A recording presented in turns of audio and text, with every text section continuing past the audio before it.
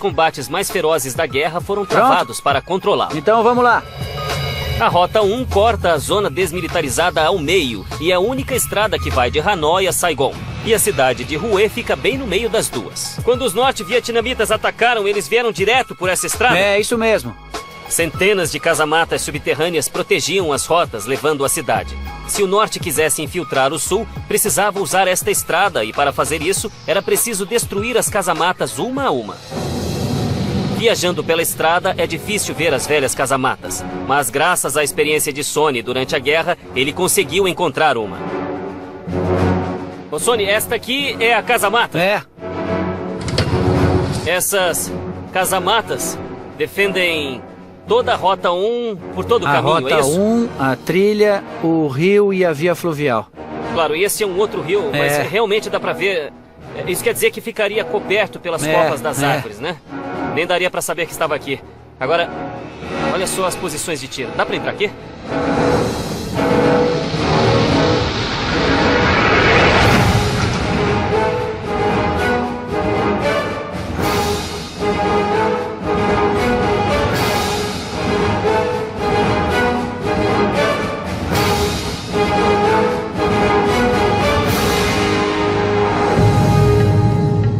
E este é só o primeiro nível, tem mais dois mais pra cima. Mesmo. Ah, sim. Vamos subir até lá. Tem um segundo e um terceiro nível. Isso realmente é a parte da guerra que não se vê na TV. É, realmente dá pra ver toda a operação daqui de cima. Olha só como a cada 20 graus dá pra ver a outra parte do campo de batalha. E o incrível é que aquilo ali é um vilarejo. Era isto que essa posição protegia, esta ponte e o vilarejo. Houve muitos combates aqui. Olha só pra isso. A casamata ainda está aqui 40 anos depois. Ela sobreviveu a muitos morteiros e muitas bombas. E dá pra ver por quê. Olha só isto. Tudo aqui está repleto de vergalhões. Ele cria uma rede de aço. Aço e concreto. Não é à toa que ainda esteja aqui. Esta casamata tem 3 níveis. O primeiro é o maior, com posições de tiro de frente para o rio, a ponte e a estrada. O segundo nível e o terceiro eram postos avançados, onde soldados observavam posições inimigas. Estas casamatas suportaram muitos bombardeios. Como aquelas da Segunda Guerra Mundial, estas eram feitas de concreto reforçado com vergalhões, e assim eram 20 vezes mais fortes do que uma estrutura de concreto comum. 40 anos atrás, estas casamatas estariam repletas de soldados americanos e sul-vietnamitas fugindo da artilharia norte-vietnamita. Quando Sonny era da infantaria, teria enfrentado de frente todo o caos que o cercava. A missão dos soldados que ficavam aqui era proteger aquela ponte, as estradas e as vias fluviais. A maior parte do tempo, os soldados baseados aqui ficavam fora da casamata até haver um bombardeio pesado. Tá vendo estas posições de tiro aqui? Era onde um soldado se posicionava. Sim, então havia um soldado posicionado É isso em cada mesmo. uma destas É aberturas. isso. E isto aqui serve para apoiar a metralhadora. As aberturas estavam posicionadas de maneira que os soldados do Exército do Sul pudessem observar a movimentação de Vietcongs, os guerrilheiros infiltrados. Mas por dentro, a visibilidade das casamatas era ruim. Então os soldados só entravam quando estavam sob fogo pesado. Então era sob ataque pesado, morteiros. Sim. Ou outra artilharia de longo alcance do Vietnã do Norte, só aí entrava. Tá, mas me diga, como era para os soldados lutar aqui dentro? As pessoas aqui dentro ficavam feridas porque acabavam estourando os tímpanos. Sim, então a casamata podia até aguentar uma onda de choque, mas as pessoas dentro dela podiam ser feridas e até mortas. Certo. Essas casamatas eram feitas para proteger os soldados dos estilhaços de granadas lançadas por foguete dos vietnamitas do norte, disparadas a 1000 km/h. Mas o maior problema eram as ondas de choque, as ondas de som que penetravam as casamatas. Se uma granada chegasse a até 1 metro da casamata, sua explosão tinha uma intensidade sonora de 158 decibéis. O tímpano humano pode se romper a 150 decibéis. Então a pressão causada pela bomba frequentemente causava a ruptura e sangramento dos ouvidos dos soldados. Muitos soldados americanos voltaram para casa com transtorno de estresse pós-traumático, perda de audição ou até danos cerebrais. Mas era inevitável. Para ver o inimigo e disparar contra ele, os soldados arriscavam perder a audição e às vezes a própria vida. Olha só isso aqui.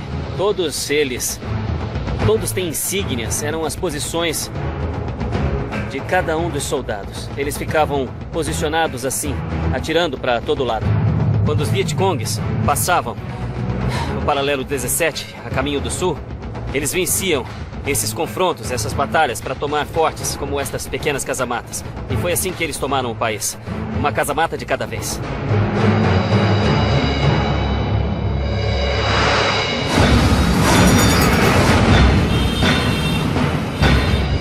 A seguir, o centro do poder e o elo subterrâneo para o Pentágono. Eles lutavam nas selvas, mas o coração da guerra era bem aqui.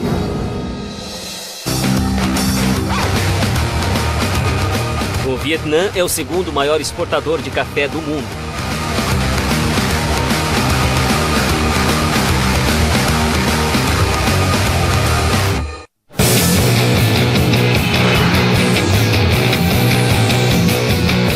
Esta é a cidade de Ho Chi Minh, mas em abril de 1975 ainda era Saigon, a capital do Vietnã do Sul, por pouco tempo. O Sul e os aliados americanos estavam desgastados por uma década de batalhas contra um exército invisível e incansável. Mas o final estava próximo. Durante 10 anos, o coração das forças sul-vietnamitas e americanas ficava dentro de uma casa-mata altamente secreta e ultramoderna embaixo do Palácio Presidencial. Este edifício tem 5 andares de altura e ocupa uma quadra inteira. Levou 3 anos para construir e durante a Guerra do Vietnã era o lugar mais seguro para o presidente se esconder. Era a Casa Branca e o Pentágono reunidos em um só.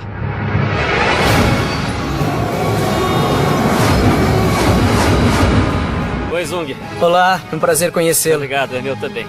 Então, esta é a Casa Branca vietnamita. É a Casa Branca sul-vietnamita.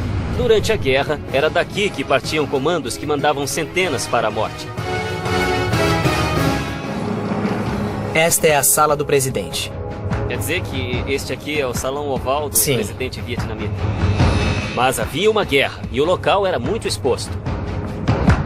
Ao primeiro sinal de perigo, o presidente e seus homens desciam esta escadaria secreta. Até um sinistro mundo paralelo. O verdadeiro centro de poder durante a guerra. Somos a primeira equipe de TV ocidental desde a Guerra do Vietnã a ter acesso aos cômodos secretos sob o Palácio Presidencial.